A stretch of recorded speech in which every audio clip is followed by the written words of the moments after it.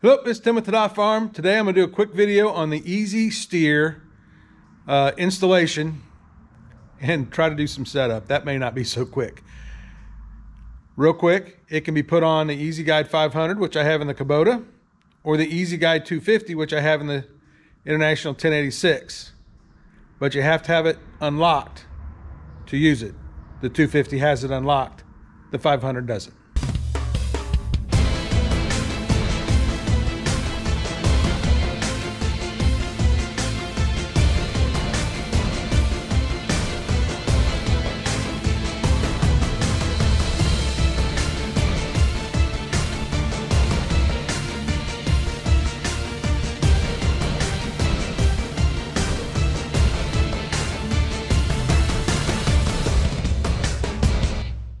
All right, we're continuing to work on this Easy Guide 250 steering part of this. I'll have to get this off of here because that ball's not going to roll there.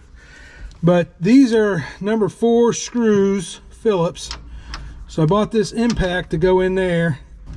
We're going to pop them off real quick because we have to put this bracket on here to hold the steering control. So, hang tight.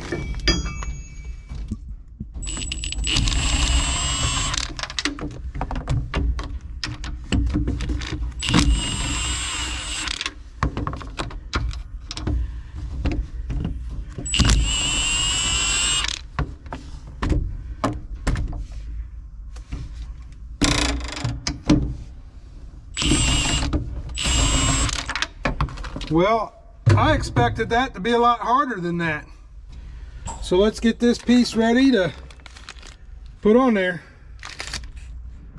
All right, there it's on. I'll have to get the motor and put it on next. But yeah, it talked about in the manual, the operator's manual, that this is the reason I bought it. It talked about having to take an impact and hammer that. And they're number 4 Phillips, so I just went on Amazon, found me a number 4 Phillips impact that would fit on. I thought I got it in a half, but it's 3/8. But those weren't that tight, so yeah, that went a lot easier than I thought. So we'll get this and put that on next. All right, you just saw putting this bracket on. That's the only thing of the original videoing that I recorded that we're going to use in this video, because I didn't read the book, didn't have a book till I went and looked for a book. Thought this would be pretty straightforward, and it's not. So first off, I did okay with this. This needs to be where you can hit the number 3 button on the bottom left. When this is on, this is where the auto start little symbol sets. Push this to engage it. Push it to unengage it so that you can then steer the steering wheel manually or with the motor. This, it talks about 1.25 inches from the steering wheel, which I'm there, but this steering wheel is old and worn, so it's pretty smooth. So it talks about taking denatured alcohol and wiping the steering wheel down. So we're going to wipe that down, make sure that that doesn't have any oily grease, anything on it, so this won't slip so bad. I do know where I can get more of those. They tell me they're racing wheels for little electrical race cars. Yeah.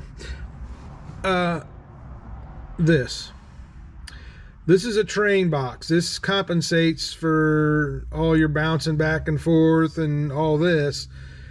And it tells the antenna, then compensates for the antenna that's up on the roof, and it tells you 51 inches for this tractor. The 86 series tractor, 51 inches in front of the axle on the roof. So up here's the globe, and this compensates for either the 3-point hitch or the drawbar as you're going along. So if you lean this way, well, your line would come over here because the globe's over here. Well, that compensates and says, no, your line is still right here, so we go straight. Because if not, if you lean, then this is going to want to go over here and follow where this globe is, but the globe's not on top of the, yeah. Hopefully you understand that. So this has to be straight forward and straight. Well, this has got a little angle to it for the cab. So that doesn't work. So I'm going to have to take this down. This doesn't work here. We're gonna have to move it. It says on the floor is option 1 for either wires going forward, or option 2, wires going backwards. But it has to be laying flat on the floor. So we're gonna look and see if I got room under the pedals, because option 3 is in the back, up and down with it facing forward. Well, this isn't up and down, and there's really no room here for it. And the glass isn't up and down, it's at an angle too, so that doesn't work. So I don't really have any options here other than on the floor up here in this cab. It does talk about beside the seat, underneath the seat, behind the seat, but there's no room in here for that. So we're gonna try to go down here and see how that works. And when I get done with it, we'll show you what it looks like. We mounted it here. We're flat, parallel, perpendicular to the tractor, straight, square. That's what they say you need to do. This is option 1. Cables going out the front. Shouldn't be messing with the cables with my feet. They should be out of the way. I might be stepping here a little bit, but that should be okay. The pedals miss it, so we're good there. Drilled the floor, tapped it, and put in these 1/4-inch screw bolts. That keeps it level and square. It's not going to move around. And then we rerouted the wires back down around here so that this stuff kind of up out of the way there. So next step is programming on the GPS. All right, I was hoping to go out in the field and try all this, but go down to your star. You know you got to get this. It's starting to rain, so I'm not gonna be able to do this like I wanted. But you got to get your satellite. I had it, and then I unplugged it and shut the tractor down. And anyway, it's going to take a little bit to reboot. And then it says you need to go 10 minutes. But anyway, I always go in advanced mode. Then down at easy steers where we're going to set this up. Engaged options. We're going to engage at 1 mile an hour. We're going to shut off at 10. I'll never be using easy guide over 10. Maybe 6 mile an hour, but anyway, maximum angle 25%. This stuff's pretty much all standard in there. Nothing really to change. Well, it looks like I'm gonna have to get new batteries. We were just getting into this vehicle steering or setup. I'm a 2-wheel. Let me tell you this, if you don't have a manual, go online. They're available. I got this stuff printed off. There's the 250 information. There's a cabling guide that was real helpful on how to cable it together. Here's a section on the steering system, and then there's in there all different vehicles you can put this on, tractors and stuff.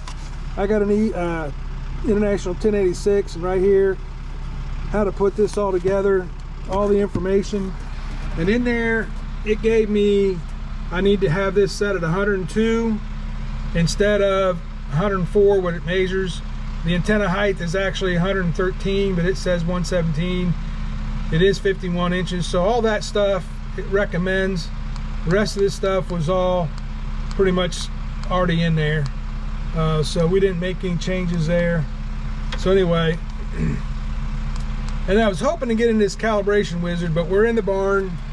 Just finished moving stuff around. We are connected to the drill back here, ready to go.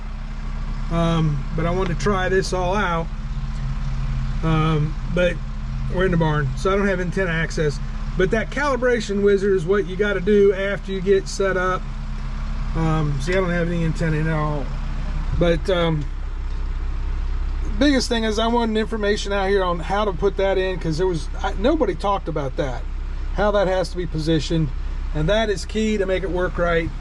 That bar doesn't work because it's at an angle, but I do have to get that set up in there correctly. But here we are, it's trying to rain. There's a big storm coming, so we're gonna get things put away, closed up.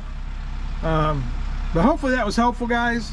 I hope you have a good summer, good harvest planting season coming up. And just want to say thanks to Russ Thomas. He was selling this, I bought it from him. I wasn't planning on the easy steer, but we did it anyway, and I'm looking forward to using it and getting it going. So, but there we go. thanks guys. Hope this was informative to you, and like I said, hope you have a good planting season.